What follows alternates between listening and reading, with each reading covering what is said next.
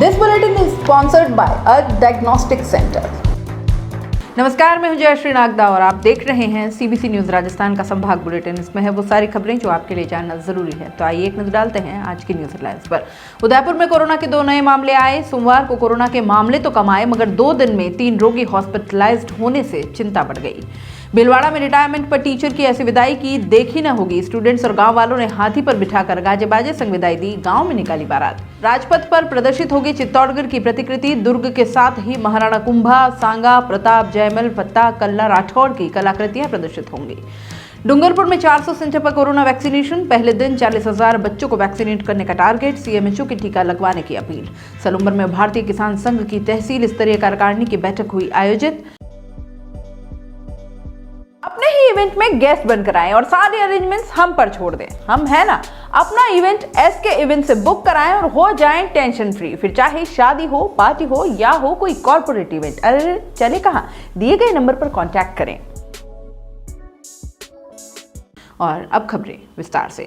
उदयपुर में लगातार सामने आ रहे कोरोना के मामलों के बीच सोमवार को राहत भरी खबर आई। उदयपुर में सोमवार को सिर्फ 2 ही कोरोना पॉजिटिव मामले सामने आए। सोमवार को 856 सैंपल टेस्ट किए गए, जिनमें से 854 की रिपोर्ट नेगेटिव आई, जबकि पिछले कुछ दिनों से लगातार तेजी से मामले बढ़ रहे थे। वहीं सोमवार को 2 लोग रिकवर भी हुए।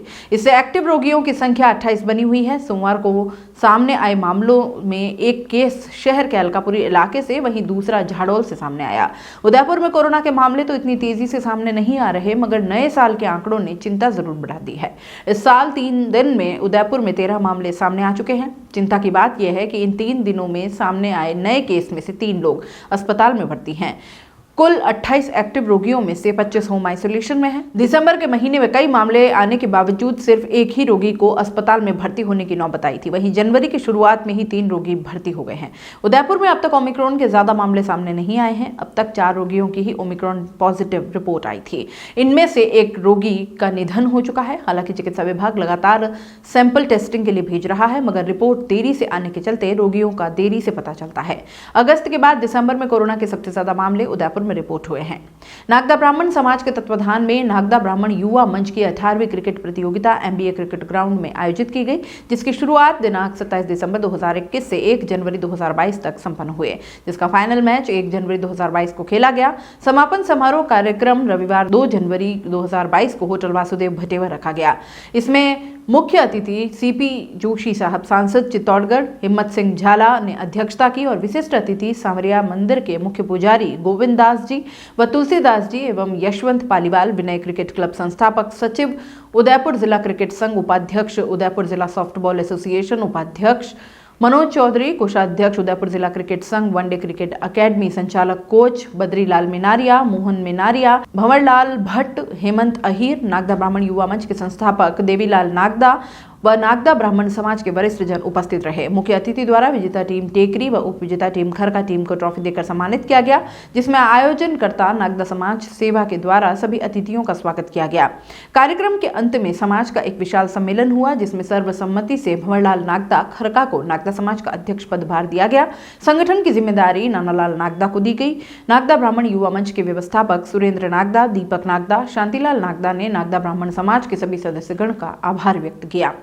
भीलवाड़ा में शिक्षक के रिटायरमेंट पर स्टूडेंट्स और गांव वालों ने हाथी पर बिठाकर अनूठी विदाई दी। शिक्षक के सम्मान में गाजे बाजे के साथ गांव में बारात निकाली गई, जिसमें पूरा गांव और आसपास के लोग शामिल हुए।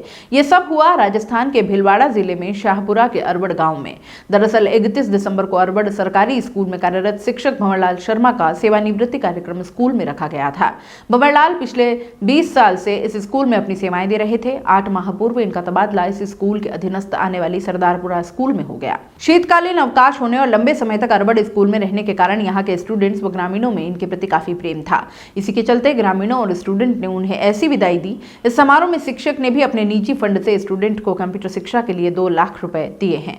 दिन में शिक्षक भंवरलाल की विदाई के बाद गाँव में शाम को कवि सम्मेलन का भी आयोजन किया गया। इसमें जिले के जाने माने कई कवि आए। इसकी पूरी व्यवस्था गाँव की ओर से ही की गई। बताया जा रहा है कि शिक्षक भंवरलाल 20 सालों तक अरबड़ स्कूल में रहे। यहाँ इन्होंने गाँव से स्कूल में आने वाले हर बच्चे को एक परिजन के तौर पर शिक्षा दी। उनके इसी प्रेम व बच्चों को पढ़ाने के तरीके के चलते स्कूल के सभी बच्चे उन्हें आइकॉन मानते थे। अपने ही इवेंट में गेस्ट बनकर आएं और सारे अरेंजमेंट्स हम पर छोड़ दें। हम है ना, अपना इवेंट SK इवेंट से बुक कराएं और हो जाएं टेंशन फ्री। फिर चाहे शादी हो, पार्टी हो या हो कोई कॉर्पोरेट इवेंट, अरे चले कहां, दिए गए नंबर पर कांटेक्ट करें।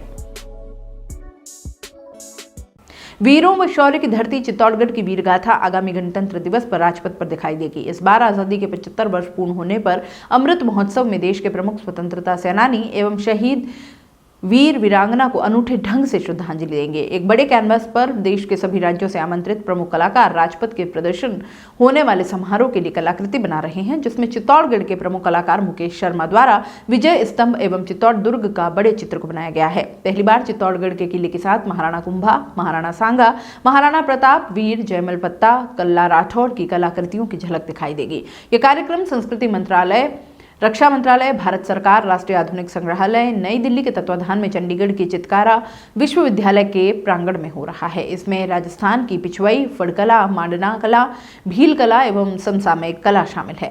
राजस्थान के प्रभारी धर्मेंद्र सिंह राठौड़ के निर्देशन में कलाकृतियां बन रही है। 53 से ज्यादा चयनित कलाकार राजस्थान से भाग ले रहे हैं, जिसमें चित्तौड़गढ़ के मुकेश शर्मा भी शामिल हैं। कुल 300 कलाकार भाग ले रहे हैं। इसमें 1450 मीटर लंबे कैनवस पर एक साथ अपनी कला उकेर रहे हैं। कोरोना के ओमिक्रॉन वेरिएंट के बढ़ते प्रकोप के बीच 15 से 18 साल तक के बच्चों के टीकाकरण अभियान की शुरुआत हो गई है। डूंगरपुर में 1,03,000 बच्चों का वैक्सीनेशन करने का टारगेट रखा गया है। जिले में पहले दिन स्वास्थ्य कर्मियों की 400 से ज्यादा टीमें 40,000 बच्चों को टीका लगाएंगी।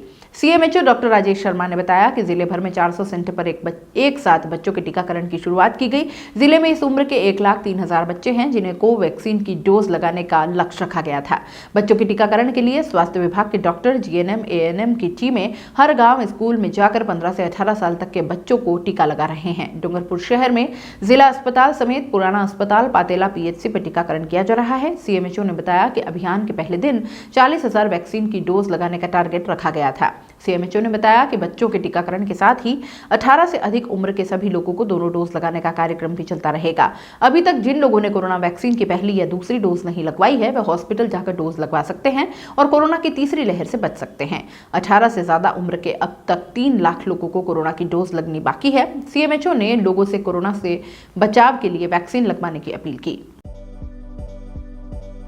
अपने ही इवेंट में गेस्ट बनकर आएं और सारे अरेंजमेंट्स हम पर छोड़ दें। हम है ना, अपना इवेंट SK इवेंट से बुक कराएं और हो जाएं टेंशन फ्री। फिर चाहे शादी हो, पार्टी हो या हो कोई कॉर्पोरेट इवेंट, अरे चले कहां, दिए गए नंबर पर कांटेक्ट करें।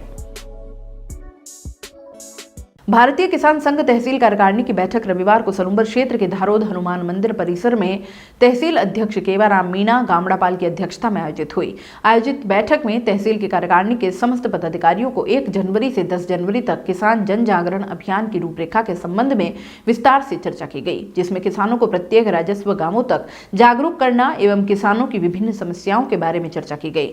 बैठक में किसान बिजली, पानी, ऋण, खाद्य सहित अन्य समस्याओं से त्रस्त है, जिसको लेकर समय समय पर सरकार को ज्ञापन देकर सरकार से किसानों की समस्या को हल करवाना होगा। बैठक में किसानों को फसल उत्पादन की लागत से आधार पर लाभकारी मूल्य दिलाने को लेकर 11 जनवरी को तहसील स्तर पर सत्याग्रह व शांतिपूर्ण आंदोलन करने के संबंध पर भी चर्चा की गई, जो देशव्यापी आंदोलन किया जाएगा। जिला सह मंत्री भीमराज मीणा ने देशव्यापी आंदोलन में प्रत्येक ग्राम समिति के किसानों को अधिक से अधिक भाग लेने का आह्वान किया। तहसील मंत्री दर्जन सिंह ने बैठक में कहा कि सबको देशव्यापी आंदोलन सहित अधिक से अधिक संख्या में भाग लेकर किसानों की मूलभूत समस्याओं को हल कराने के लिए सरकार को अवगत कराने व आंदोलन करने के बारे में बताया। आयोजित बैठक में अध्यक्ष केवाराम मीणा, जिला सह मंत्री भीमराज मीणा, जिला विपणन मंत्री इंद्र सिंह, तहसील जेल सिंचाई मंत्री अनार सिंह, जैविक प्रमुख गंगाराम, गौ प्रमुख ओम सिंह, लाल सिंह, तखत सिंह, भैरूलाल सालवी, फतेह सिंह, शंकर मीणा, दिलीप सिंह, दुर्जन सिंह समेत अधिकांश किसान मौजूद थे। 2022 को बार एसोसिएशन सलूम्बर की एक आवश्यक मीटिंग बार अध्यक्ष राकेश पूर्बिया के नेतृत्व में आयोजित की गई, जिसमें दिनांक 8 जनवरी 2022 को उदयपुर बार एसोसिएशन के नवीन कार्यकारिणी 2022 के शपथ ग्रहण समारोह में पधार रहे हाईकोर्ट जज माननीय न्यायाधिपति संदीप मेहता के उदयपुर दौरे में बार एसोसिएशन सलूम्बर के पदाधिकारी एवं प्रतिनिधियों के उक्त आयोजन में सम्मिलित होने व माननीय न्यायाधीश से सलूम्बर न्यायालय क्षेत्र में विभिन्न मांगों को लेकर अधिवक्ताओं की राय और सुझाव व मार्गदर्शन प्राप्त करने के बारे में आपसी आपसी चर्चा हेतु आयोजित की गई। इसमें अधिवक्ताओं ने निम्न विचार व्यक्त किए। सलूम्बर के दोनों न्यायालय एसीजेएम एवं एडीजे न्यायालय के रिक्त पदों में जल्दी पीठासीन अधिकारी न्यायाधीश की नियुक्त करने संबंधी, कोर्ट कैंपस में एसीजेएम न्यायालय में मुकदमों की बढ़ती संख्या के कारण मुंसिफ न्यायालय और एआई एक्ट न्यायालय की स्थापना की मांग करना, न्यायालय परिसर में अधिवक्ताओं की बैठक व्यवस्था के लिए चैम्बर्स की मांग करना, न्यायालय हेतु अलॉटमेंट भूमि पर न्यायालय बिल्डिंग की स्वीकृति की मांग करना, सलूम्बर अतिरिक्त जिला एवं सत्र न्यायालय में पॉक्सो और एसटी/एससी संबंधित प्रकरण की सुनवाई की अधिकारिता सलूम्बर एडीजे न्यायालय को प्रदान करने बाबत मीटिंग में अधिवक्ता पूर्व अध्यक्ष सोहनलाल चौधरी, नगरपालिका उपाध्यक्ष अधिवक्ता अब्दुल रऊफ खान, नाहर सिंह, पूर्व अध्यक्ष सुरेश पुरी, पूर्व अध्यक्ष दिनेश जैन, राकेश प्रजापत, संजय मेहता, सीपी मेहता, रंजीत पुरबिया, नाहर सिंह चुंडावत, पूर्व नगरपालिका उपाध्यक्ष विजेश भलवाड़ा, उपाध्यक्ष मांगीलाल मीणा, कोषाध्यक्ष केशवलाल पटेल, पुस्तकालय सचिव भागवंती मीणा तथा सभी वक्ताओं ने अपने विचार व्यक्त किए। बैठक में यह तय किया गया कि दिनांक 8 जनवरी 2022 को न्यायाधिपति संदीप मेहता से बार की कार्यकारिणी और प्रतिनिधिगण मिलकर उक्त मांगों को उनके समक्ष प्रस्तुत करेंगे। कार्यक्रम का संचालन बार सचिव भगवतीलाल सुधार ने किया।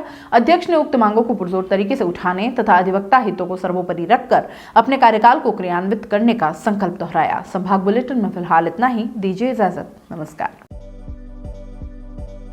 अपने ही इवेंट में गेस्ट बनकर आएं और सारे अरेंजमेंट्स हम पर छोड़ दें। हम है ना। अपना इवेंट एसके इवेंट से बुक कराएं और हो जाएं टेंशन फ्री। फिर चाहे शादी हो, पार्टी हो या हो कोई कॉर्पोरेट इवेंट, अरे चले कहाँ, दिए गए नंबर पर कांटेक्ट करें। This bulletin is sponsored by earth diagnostic centre. दोस्तों, सीबीसी न्यूज आपके सहयोग से लगातार बढ़ता जा रहा है। स्वतंत्र पत्रकारिता का सहयोग करने के लिए आपका धन्यवाद।